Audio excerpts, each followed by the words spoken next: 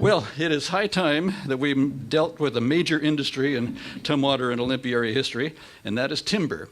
My 4 years being here on this job, I haven't had a topic of timber and logging yet, and so this is our first one. It's high time we do that. We know that Simmons, Michael T. Simmons' vision for Newmarket was for water-powered industry to develop along the Deschutes with the grist mills and the sawmills, and that vision came to life in early Tumwater. And in fact, the Washington Standard in 1889 stated that there were 40 logging camps around the area of Olympia and Tumwater, employing approximately 800 men, and the wages ranged from $30 to $100 per month plus board. So it was a major factor in our early history. My own childhood memories were family drives up to Capitol Peak and the Black Hills with its old logging railroad grades, and the remains of the trestles were still standing, so we could, well, it would be dangerous to climb on them, but it was still, they were still there. And so we had family trips up in the Black Hills with that. And my dad's childhood memory highlight was when his dad, my grandpa, took him for a day visit to the Mud Bay Logging Company logging site. That's where the steam donkey was going and the spar tree operation. So, in fact, my grandpa loved steam machinery, so he loved working on the donkey. And he was good at high climbing. He'd put on the spurs and go up to the spar tree and cut off the top and take all these pulleys up there. And heavy work, dangerous work, but he loved it. So as I looked for a speaker to deal with the timber industry topic, I was drawn to Mason County and the Simpson timber town of Shelton, our neighbor to the northwest. And the person I found was Mike Fredson. And like many folks from that area, he has sawdust in his blood. Do you? Well, I thought, I'm just making that up, but I think anyway, he has a lot of knowledge about the timber industry in Shelton and the role it played in Northwest forestry in history. He's a fifth generation Mason County resident. In fact, there's a Fredson Road in Mason County, so I can relate to him because I've got Trosper Road here. University of Arizona graduate, Vietnam vet, an author. In fact, he'll talk about some of his books, and he's got some for sale here. And he's the current president of the Mason County Historical Society. So let's give him a big Schmidt House welcome. Mike Fredson.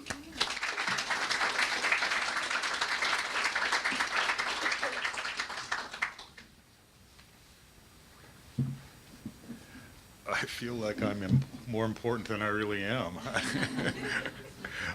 But I certainly am from Mason County, and I certainly have been there for a long time. My family, my grandkids, of course, are seventh generation, so that's fun.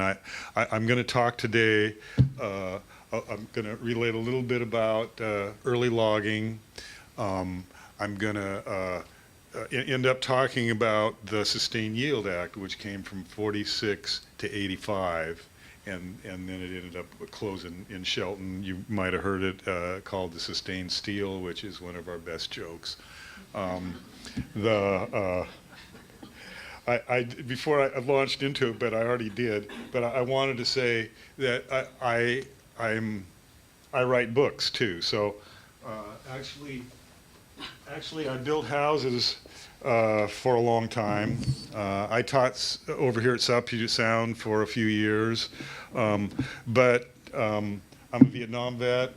I don't want to show hands, but sometimes Vietnam veterans had a difficult time returning, so I ended up writing history to find out where I came from. And so this was my first one. I wrote that before I went to graduate school. I did, this is the pioneer time period, by the way. Shelton's boom is the period of Shelton in the 1920s when Mark Reid, and I'm going to talk about Mark Reid, who was also the Speaker of the House for several years. I'm going to, Log Towns is another book that I did. The way logging typically works is you cut and run. The sustained yield was an attempt to change that kind of economic behavior, but the log towns are communities that essentially were formed around logging and then were moved on. The book that has the most notoriety is Beastman, which is about John Turneau. It's, if you haven't got it, it's one that you will read in a day, no matter what.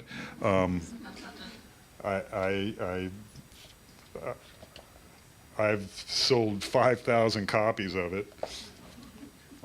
I wrote a book called Artist Colony on Hood Canal, which is about Ori Nobles and Waldo Chase and Alderbrook and Hood Canal, which is a group of people who came down from Seattle and kind of formed a deal. And then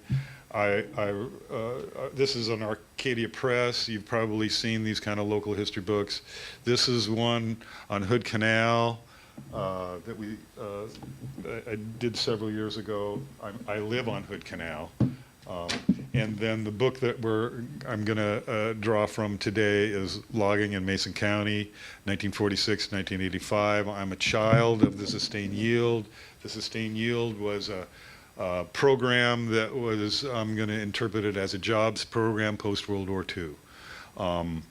The community of Mason County certainly started, and it really started not with 1853 and David Shelton rowing over from Olympia to land in Shelton and founding the community, but it really started with the Northern Pacific Railroad crossing the United States. And how that relates to Mason County is that when you cross the United States, you got to have alternate sections, which I'm sure you remember from high school. And the other thing is, you don't have to take those sections in Iowa or Kansas. You can take them where you want to. And so by 1879, Mason County, Northern Pacific Railroad had taken 107,000 acres of Mason County, which is well over half of, I mean, in fact, they paid, in that time period, they paid over $6,000 of the taxes, and the total collecting fees was $10,000. So in 1877, we're really already a timber industry, although we're not. The timber industry really started in the 1880s with the railroads that came in. Don talked a little bit about the Capitol Forest and the Mud Bay logging. Well, those are both Shelton-based operations. The railroads came in an instant almost. We had 3 railroads that were built. One was built at Camelchie. I just spew these names out. Are they at all familiar with you? Okay, good. Okay, you know, Camelchie was where Saul Simpson started. He came down and started working on the Blakely. That's what it's called, the Puget Sound Grace Harbor. It was owned by Captain Renton, where you don't buy in Renton, you just rent. He was a blind ship's captain who formed Port Blakely, and so the railroad was the main supplier of timber to Port Blakely, and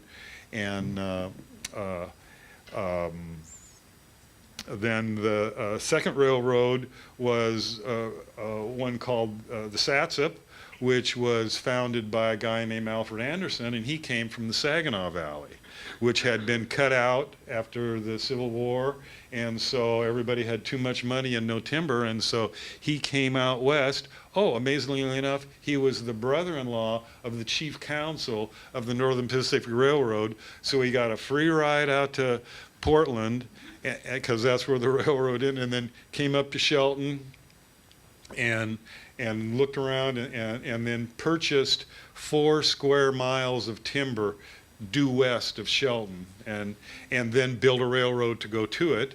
That was his plan. And then the third railroad, which was called the Nealon Line, and if you're at all familiar with Shelton, it's the line that you have to stop at when you're trying to get through town and you can't. Well, it's still the same right-of-way, although it's owned by Peninsula Railroad now, which is the Simpson properties. But he was funded by the Northern Pacific Railroad, because he was from Tacoma, and of course we all know how the Northern Pacific Railroad settled there. So by 1910, with those railroads and that amount of timber, the Puget Sound Timbermen's Association, which were principally based in Mason County, because we had most of the railroads, were supplied up to 10% of the nation's timber at that time. And so what happens is all these players ended up getting consolidated in the 1890s. We know there's a huge depression in the 1890s, and so Anderson and Simpson joined together. They formed the Simpson Logging Company, and went on to log about 200 million board feet a year. And I'm just going to say that number because it doesn't mean anything to us, and it doesn't mean anything to me, but it will later, and because it was a constant production, and it was some of the best timber in the world. Grace Harbor, of course, is in competition with that, and they had a lot of other things going on. What happens? Let me see, where am I at here? So I'm going to skip forward. This is up to the 1920s, and then of course we go into the Depression years, and I'm going to skip right through those. But what happens is we're into the pre-war years, and so pre-war years we pretty much log all the private timber. All the private timber is logged through World War I and the Depression, and in World War II, because we needed lots of timber, and Simpson was able to provide it, as well as lots of other companies. But Roosevelt, in his wisdom, prepared for veterans to return, and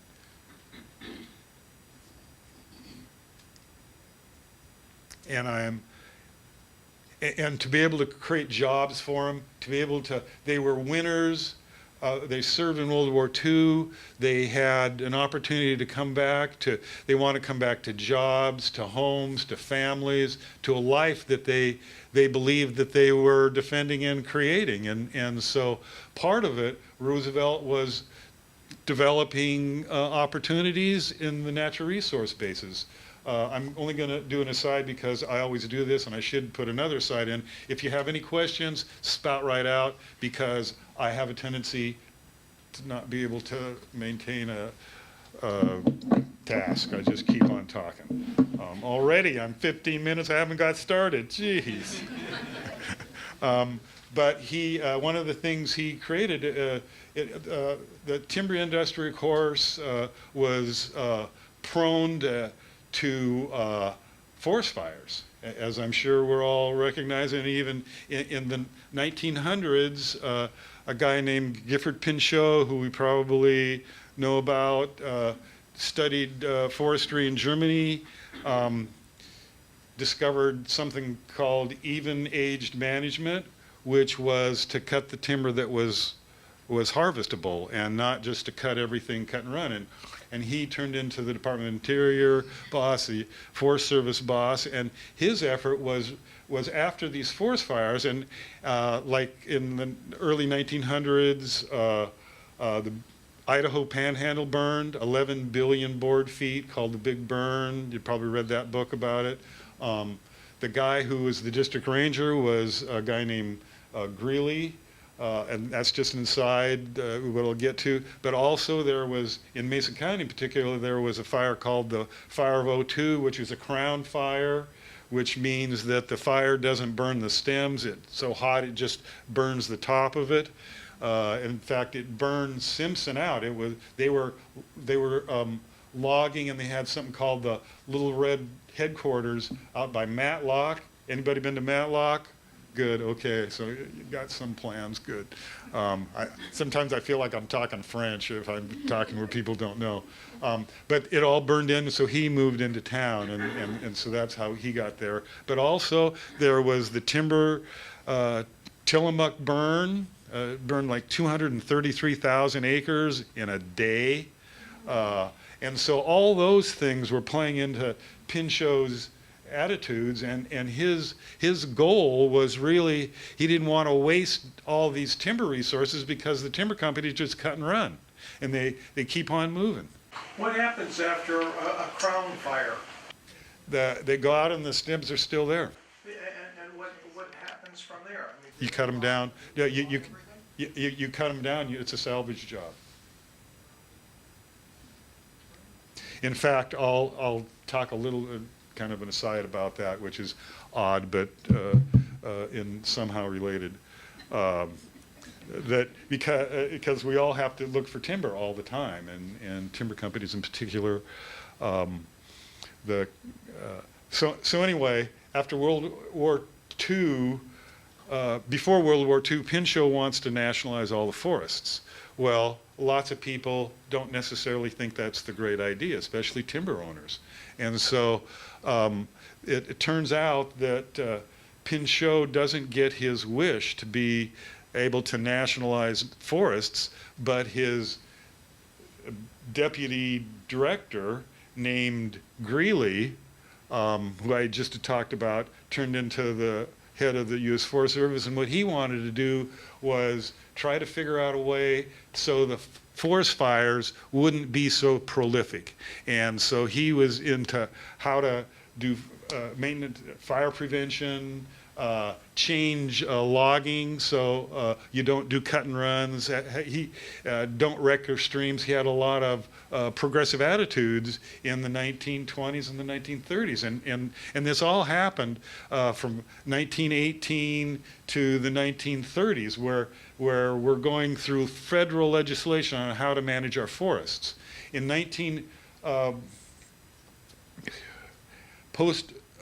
so to get to post-World War II,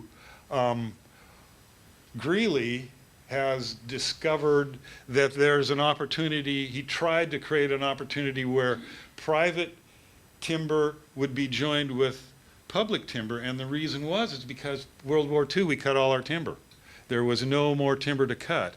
And so the Simpson at that same time had cut all their timber. They had 8 years of timber left, which meant that they would be leaving their private timberlands, because typically you'd cut your ground, you'd leave it, the ground would go back for taxes, you'd never pay it, it would impoverish the community that you just cut. And so while Greeley's pondering this, Mark Reid, who was the head of Simpson, and I want to say this just as an aside again, Simpson, while it was founded in 1892 by Saul Simpson and Anderson, both of them died by 1914, and so the owners of Simpson, which I know we have an attitude about, were owned by women from 1914 to 1940 when they died. And Mark Reid was the manager of Simpson because he happened to marry one of Saul Simpson's daughter named Irene, which, if anybody's my age and you know anything about Shelton, you'll know Irene S. Reid High School. Okay, so while I feel like I'm really getting confused because I want to put this guy up. Okay, there's Mark Reid. At least I got to this picture. I got 12 of them, and I've only got a few little time left. But Mark Reid wanted at this time he had 3 boys. He had 3 boys named Saul, Frank, and Bill. All those are names that you won't remember, but I'll have a story about them. His point was in Shelton to create a community that would sustain itself. At that time, post-World War I, we all know about the Wobblies and the labor difficulties. Well, in the harbor, harbor is, how should I say, ripe with it, and they have great stories down at the courthouse about how they dealt with the Wobblies. Reid, on the other hand, decided that he wanted to create a town and an industry that would renew itself, that you wouldn't hire people from out of town. They wouldn't come from Seattle or they wouldn't come from Tacoma to work because they already lived in Shelton. And so his goal was to create a community that his kids could live in, which is a sad irony in the end. So what he did was in 1922, and I know I'm skipping backwards, but I have to say it because it's important to me. I don't know it's not going to be important to you, but what he did was he built the Colonial House. That's where his family came first. The Colonial House, if you've been to Shelton, you've probably seen the Colonial House.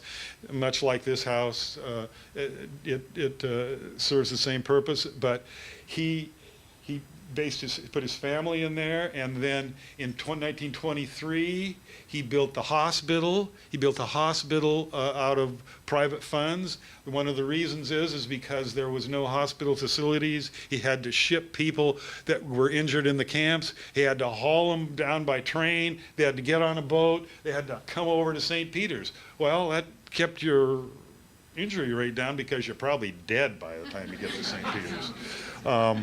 So he built the hospital then. The next year or two, he built the Irene S. Reid School, which Irene Reid served as the superintendent of the school board, or boss of the school board, whatever it's called, for her whole life. Then he ended up going downtown and building the mills.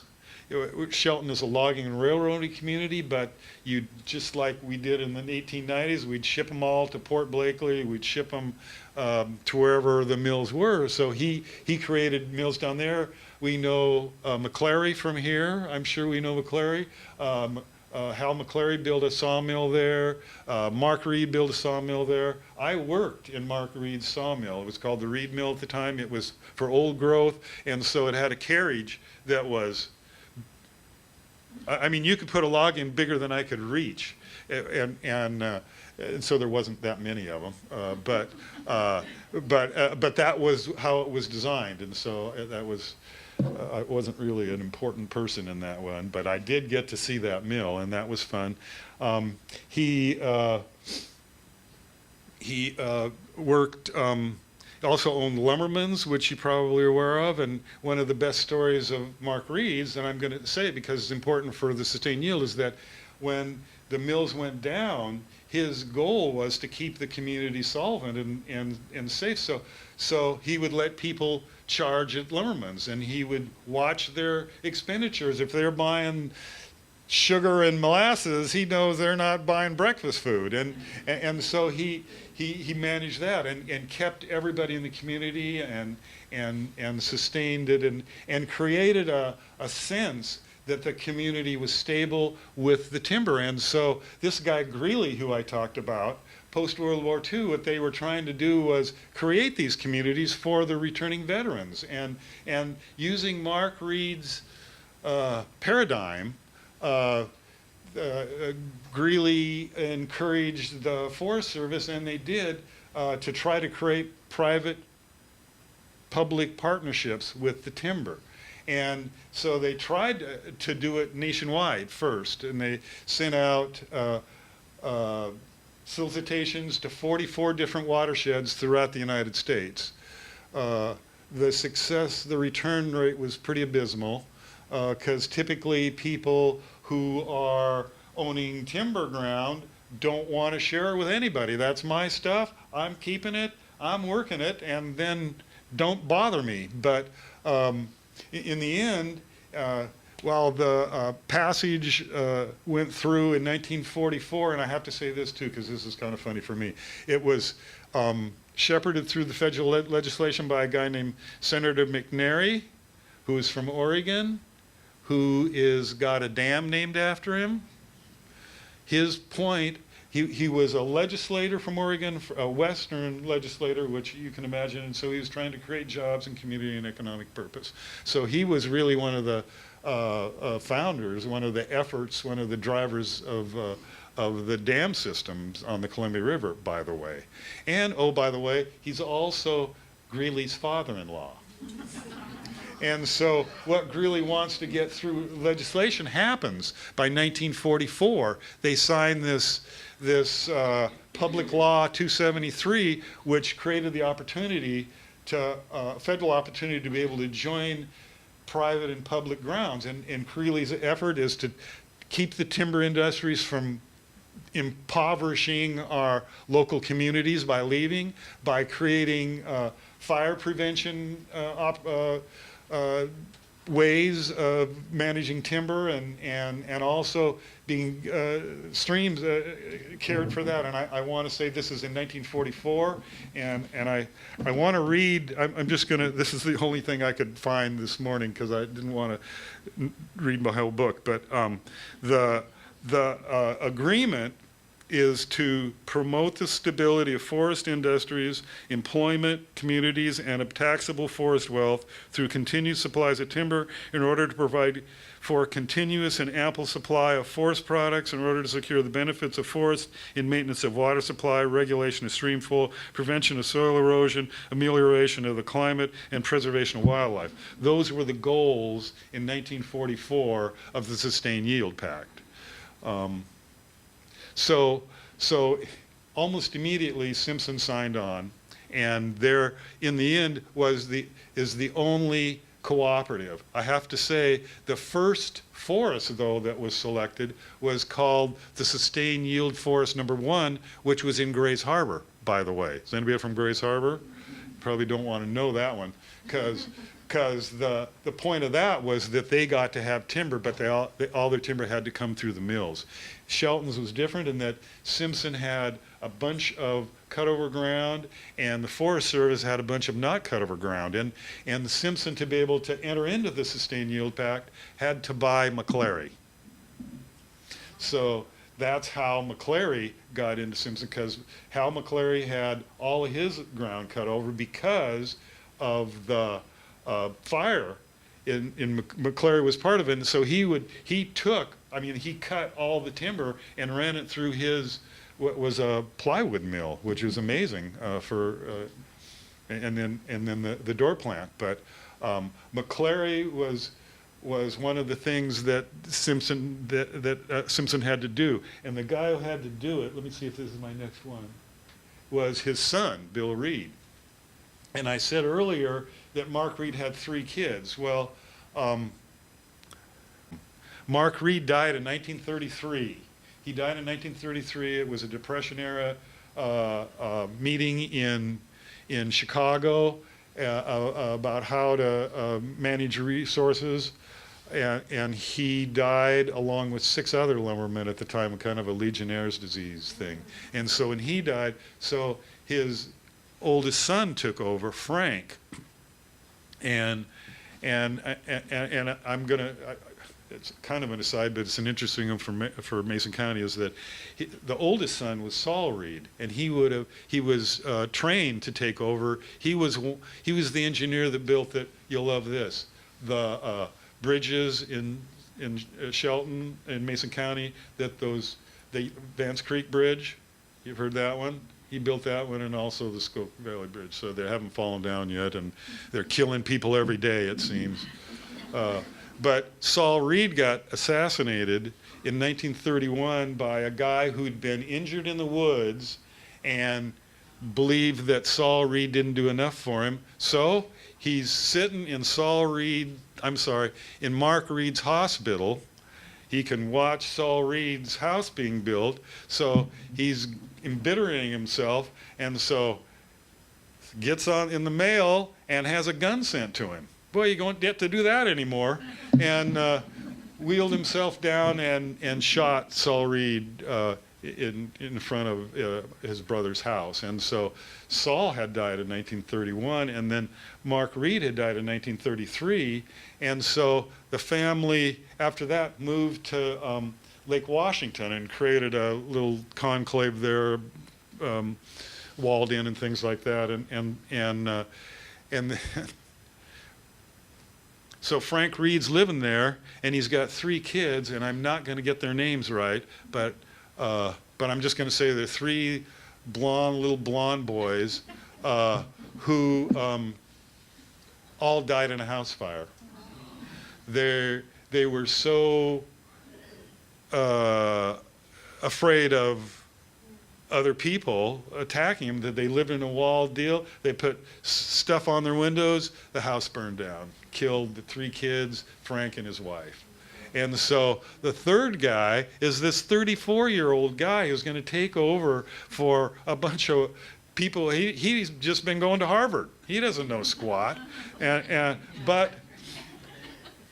he does a great job and takes over the company. He was the one that had to make the agreement with the Forest Service. Well, at the time, he's serving in the Navy. And so he's not even in Shelton. And he's got to make the McClary deal, they had to buy McClary. They bought McClary on December 31st, 1941. Well, you remember what happened on December 7th, 1941. So he had to buy into that at the same time we're going to war. And so it takes a huge risk by him, and so he's got all this stuff, and he'd been trying to buy timber from the Grays Harbor people, but the Grays Harbor people have already cut all theirs. There's really nothing he could get. And Don spoke a little bit about Mud Bay logging and Capitol Forest. Well, of course, Mud Bay logging is Mark Dram, who lived next door to Saul Simpson in Shelton, and then they all moved to Capitol Hill in Seattle. And then Capitol Village, or I'm sorry, that's my name. The Capitol Forest was done by the Bordeaux brothers, which is the name town Bordeaux, and Bordeaux started logging in Shelton too, because they came for the railroads. And then as they cut timber, I remember reading when the Bordeaux's bought the timber at the Capitol Forest, and it was like, paid $1 million for it. That's a lot of money. But they cut it for 40 years. And so Shelton has really has had a much larger impact statewide than we recognize because of the Sustained Yield Act, actually. But Mark Reid, I probably skipped over that too, but he was the Speaker of the House in 1925, 26, 27 for several years because timber ran the state of Washington. And up to 1941, I think 11% of the employment in the state of Washington were in the timber industry. Well, by the time the sustained yield came on, which is post-World War II again. It's going to start in 1946. Only like 4% were working in the timber industry. So it's already a declining employment industry. But we don't necessarily grasp it. This is a job, the sustained yield is a jobs program. And my dad was part of it. I was born into it. My dad was a flyer in World War II Europe. My uncle was a flyer in the South Pacific. They came back, and fortunately, there were jobs for Biden, and this guy had to do it. So he had to go buy McClary because the sustained yield deal was for 100 years, you get to cut 100 million board feet, which, by the way, is half of what they were cutting earlier. 100 million board feet, you had to employ 1,000 people. So 100 million board feet, 100 years, and 1,000 people. That was the deal. And so Bill Reid bought McClary, built up the door plant, was able to hire people there, built in Shelton, built the IBP, an insulating board plant. Anybody? Okay. It was essentially, it was the second plant that what it does is I can't do it here. I usually just point up to the ceiling because it made all those tiles, you know, the masticated tiles with the paint and the little holes, and you get all the drop ceilings. It was the second one made in the United States. The first one, by the way, was Weyerhaeuser, and they made that because there was a forest fire in Minnesota, and so they did the IBP, the board insulating material to be able to use that timber that had been forested. Because they didn't have logs, they had only bits of how did the wood in the forest get to the ceiling? Okay, thank you for that one, and that's a good one. It took them a couple years to develop it, but the timber industry is always seeking efficiencies, and so you've got 2 mills on the waterfront of Shelton, and then you get this IBP plant. Well, the IBP plant came in 1927, and it came from New York, but Mark Reid had it, and it really caused lots of difficulties. But what they would do, they hooked up, and you'd cut all the timber, you cut the dimensional woods that you can, and then you, by a conveyor belt, you just ship over all the scraps and the sawdust and all that crap, and you run it through your machines, which there were tons of them. They got big round ones and big bashers and vats and stuff like that. And so it would be produced like that. And so they were making more efficient use of the materials is how it worked. Yes, that's right. Byproducts would be the exact word for it. I'm going to skip ahead then just because we're there, but it lasted for 27 years. It was never really a marketable deal. I mean, you can, all the homes in Shelton have this tile on them. It's hilarious. But after a while, you know, it just lost popularity. But what that did, it provided an opportunity for Bill Reid, who had to hire 1,000 people. And so 150 of them at least were returning veterans. And my dad was one of them. And so what that allowed Bill Reid to do was to be able to fulfill his contract. And I have to say two other things too. He's a World War II veteran. And veterans sometimes can try to take care of themselves. Sometimes veterans recognize what other people had to endure and they want to make their lives better. And I believe Bill Reid was like that. He took care of these people that used to be his neighbors. And in fact, and to tell us that the boss of Shelton, his name was Chris Kreinbaum, had a house up on Hillcrest, close to where we lived. Just as a matter of fact, it's not that big a deal. But when he sold his house, he sold it to the head of the union. So at that time, I mean, the range of income in Mason County wasn't so 100 to 1. It was like the head of the union could buy the boss's house, which was reflective of the community, because the sustained yield not only was an effort to create efficiency and jobs, but to recreate a community. Here's the Shelton Boss at the time, Chris Kreinbaum, who worked for Bill Reid. He was the guy who made did all the paperwork for the sustained yield. Greeley is the guy that was the Forest Service guy that was the real push of it and did this as an experiment. One of his comments in his deals that he was only experimenting with 3% of the forest resources under his control in the Forest Service at the time, because they were trying to create this whole deal. Instead of having people cut and run, they would cut and replant. And that's the trick about the sustained yield. These are two guys here, George Drake and Dave James. George Drake was a Forest Service guy who understood what the Forest Service was trying to do, and so implemented it to Simpson. And part of the implementation, and I'm probably not going to get it all right, but it had to do with new logging.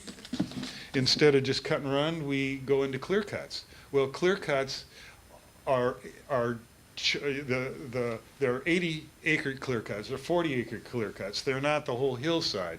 It was an attempt to control logging and then to replant the blocks that you cut, and then you'd be able to use them. That's the sustained yield. I have to say this, and this is really, it's odd to me.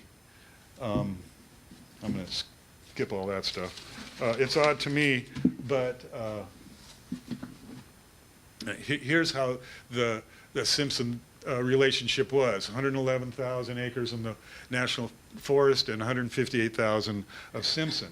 And this is called, I want you to listen close to me, it's called the Shelton Cooperative Sustained Yield Unit, which sounds kind of socialistic, doesn't it?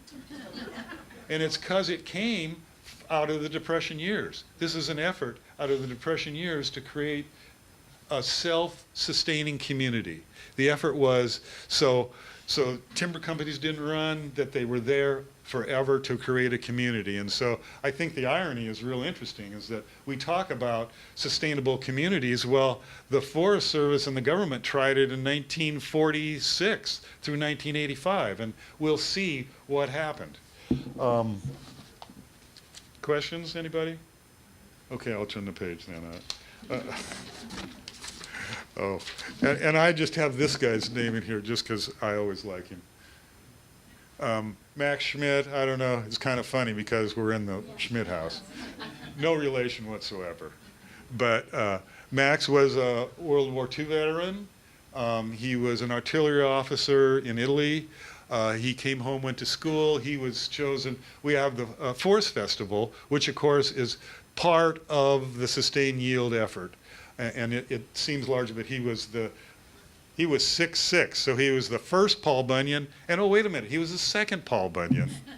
And he also was the head of logging for Simpson. And so he managed all these resources, which were a couple of thousand people. I didn't say at the time, and I should have, but in the pre-World War II years when we were talking about logging and Bordeaux Brothers and Mud Bay Logging and the railroads, Simpson and then their subsidiaries were the largest employer in the state because they had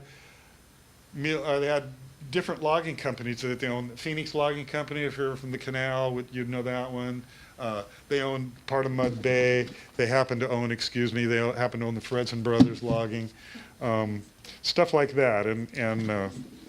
And so anyway, by this time, this guy's running. This is a picture in 1957. He's running 500 men, and they're cutting 150 million board feet a year.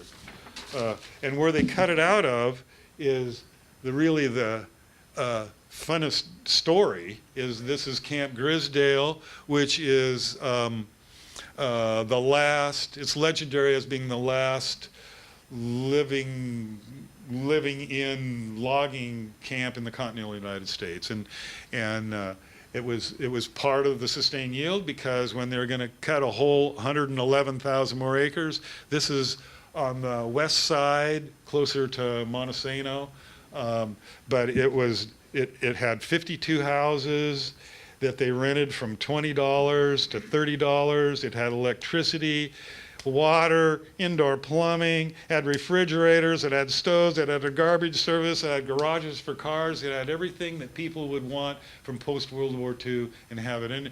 And I think one of the comments that I do want to make on it is that all the time we're thinking of fire all the time. Post-World War II, we don't do steam anymore. We do diesel. And so all the fire, the sparks, all that stuff is almost secondary to, we'd be starting fires 52 times. We'd be doing that. And that's why, in fact, just as a total aside, how many of those have I had so far? David Shelton, who is the original founder of Shelton, was burned out of his house 7 times. These people from 1946 to 1985 supplied 3.3 billion board feet to the waterfronts of Shelton, including the IBP plant, including the sawmill that they'd built and revised, and then I put the tree in because we all like big trees, and they kind of go by the wayside, don't they? But part of all that was a transformation of logging to really an industrial kind of logging, and chainsaws. How many people like chainsaws instead of the other saws you used to have? And so you can cut a lot of timber a lot faster. And one of the things I'm leading to is how the technology has changed logging to where you don't have to be the largest employer. You can hire 3 guys and they can cut the timber, they can limit, and they can haul it to the mill in one truck. And so that's kind of one of the directions that logging has gone, certainly. This is part of the, I want to say, part of the joke and part of the joy of Grizedale. There was a guy named Clarence Beauchamp who made all the signs and couldn't spell. And apparently had no editor. But I love these things. And so this is what he did.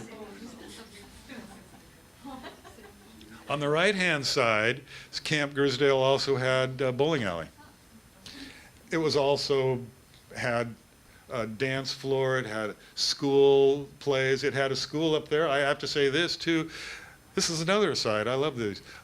My uncle, my second cousin, Randy Greenwald went to school here.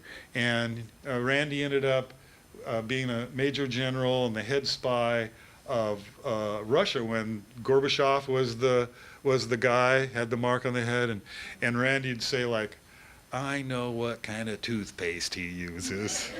So he came out of Grizedale, and the people who come out of Grizedale have a picnic every year. It's a place that's prideful, proud. They're proud of it in their hearts and their families, and it closed in 1985 when the logging got to be too difficult. The arrangement, 100 million board feet a year, kind of transformed itself a little bit. And as you go up the hills, it gets to be harder to cut the timber. It gets harder to get to. Everything costs more. And so you don't get 100 years of logging. You get 40 years. Well, and so we'll get to that one, and we better get to it pretty fast. But part of what happens in the downtown, we celebrate Forest Festival.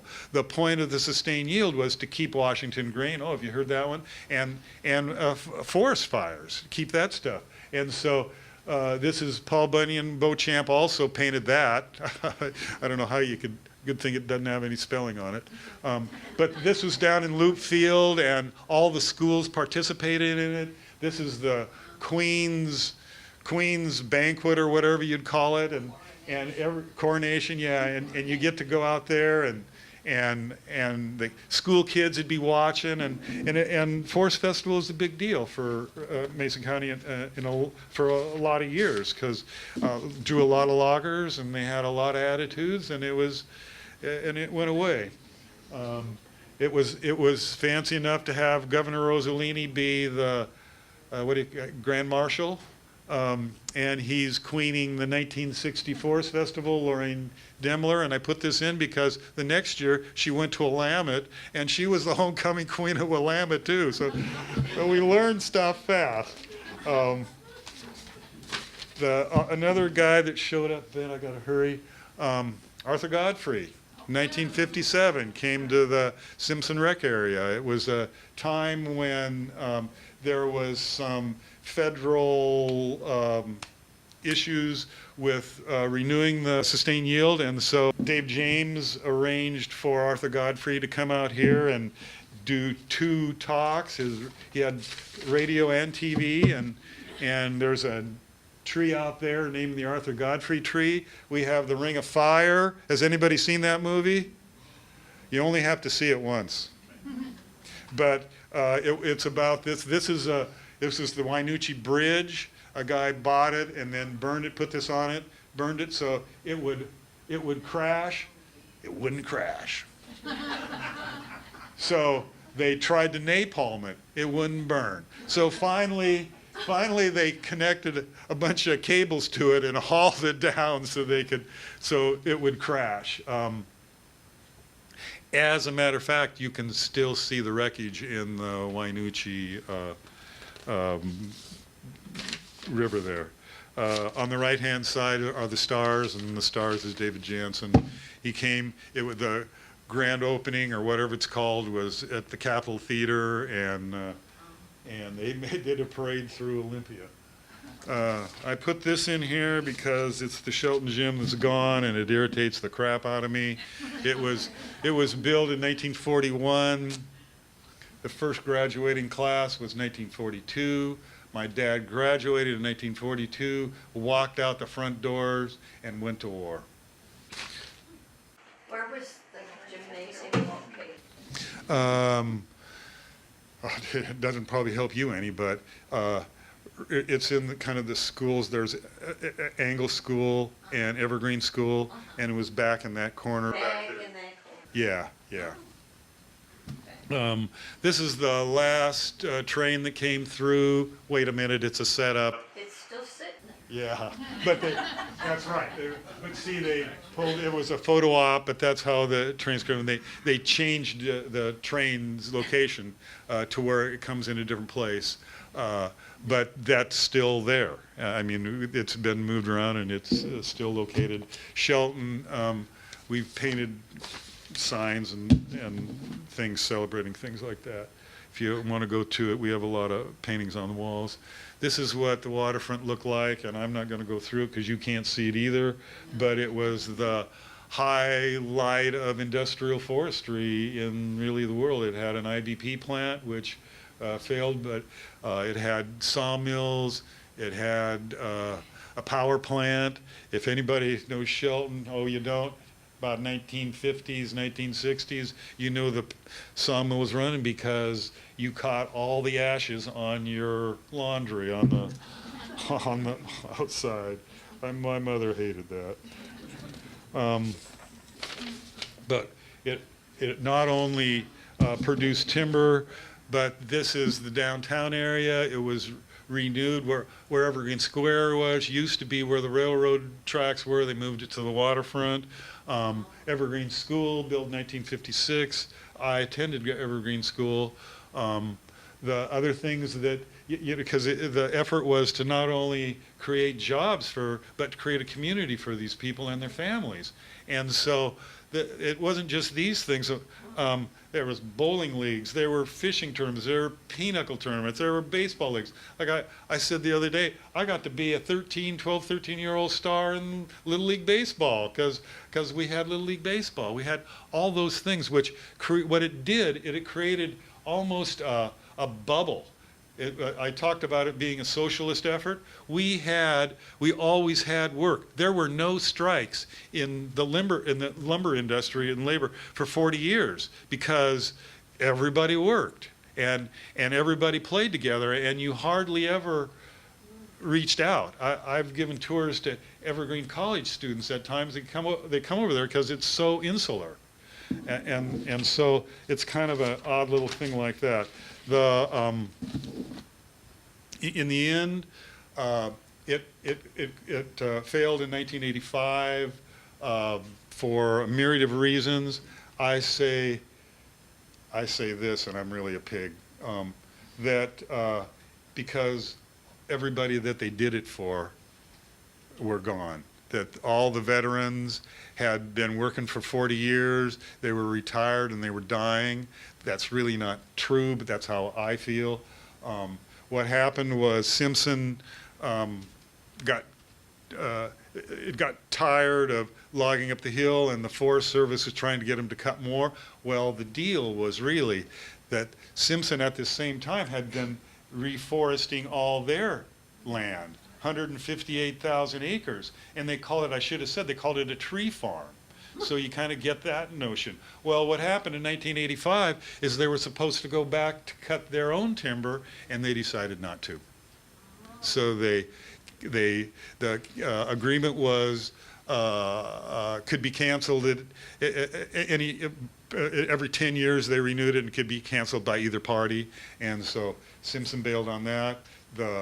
The people who really got screwed over, of course, were the laborers because they got no jobs and nowhere to go. It happened so quickly.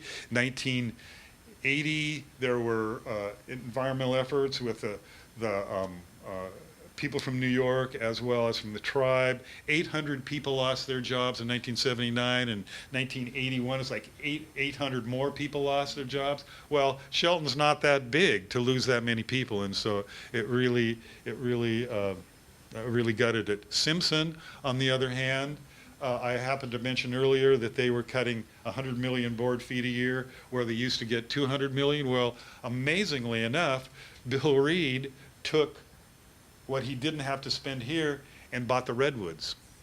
You ever been through the redwoods and do the Simpson-Reid thing? They bought 200,000 acres of redwoods and cut the redwoods for X amount of years. Through Arcata, if you've ever been to Arcata, okay, you seem to know plenty. What they also did, they used this technique to go into Canada, into Hudson's Bay. They got exclusive rights to be able to log 1.1 million acres or something. Then they did it again in Alberta to do the same thing, and because they learned how to manage working circles, how to operate with governments, and how to create towns and communities, and so I do, in the end, I make this comparison, and then I'll quit because we're out of time. I really screwed you over. For 34 years, from 1946 to 1980, Simpson had about 1,500 people working, which is 96 million man-hours. Grand Coulee Dam had 6,000 people working for 37 million man-hours, because they only lasted 6 years. So as a jobs program, Simpson was, the sustained yield was extraordinarily successful for the post-World War II era. And Grand Coulee, while we think about it a lot, it's 1/6 the size of the jobs program of Mason County. I'm going to quit because I just ran you guys out. I'm sorry. Questions or comments? Any questions for Were the Paulsons or the Quiggs, those logging companies in the harbor, were they close together when they were logging the forest there towards Shelton? Okay, that's a Grace Harbor question, and I don't know much about it, but what I do know is the reason there was no sustained yield in Grace Harbor is because there were so many operators in Grace Harbor that they couldn't agree to all put public lands in, to do public lands. So the Paulson brothers, the Mayer brothers, who? Schafer's. Good Lord, yeah, Schafer's is my neighbor. Oh, by the way, Schafer's is in this book, by the way, because they were big on the canal. They were neighbors of mine. What do you know about the National Logging Company? My grandparents, their families lived in Cedarville, and they also worked at Bordeaux. My grandpa worked for Schafer Brothers also. Wow. Yeah. Wow, he got around. Those are, Yes. he had to travel. I don't know anything about your grandpa, but those are all logging companies that people would work in. Yeah, Schafer Brothers were huge, and Bordeaux was huge. All those are, and that's a common theme. I mean, I hear that, people. Yeah, my wife and I lived down there on the other side of Rochester, just out, we have a little ranch down there for the last 8 years.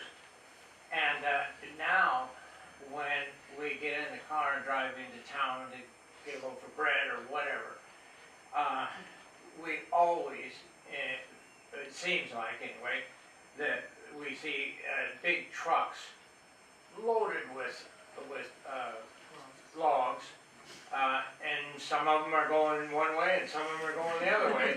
It is There's weird, isn't it? A lot of logs being pulled out and still being done. Yeah. And I don't see any chance that it's going to be over for a long time. No, I mean, the Forest Service, because I was like, so you were, this didn't work. Oh, I have to say, the Forest Service, the reason I found all these facts and stuff, it was so weird. They took all their records and shoved them in a closet and didn't open it until I asked and somebody knew about it, and I got to look at all their records for the first time, and the first box I opened up was the record of litigation. So I had the whole litigation of the Forest Service right at the first time. And so the Forest Service still sells timber. They just don't sell it in this sort of arrangement. But they're cutting second growth right now. Yeah. And the trees typically are grow to 80 years because it fits in the saws and stuff like that. Before you close, you mentioned earlier about your books for sale, and you didn't mention that you have a partner here that's at the book table in the back. Yeah, the really great guy standing in the back acting like he knows what he's doing is the guy who you're going to buy books from. And so I give you a chance to do that, and thanks for your attention. And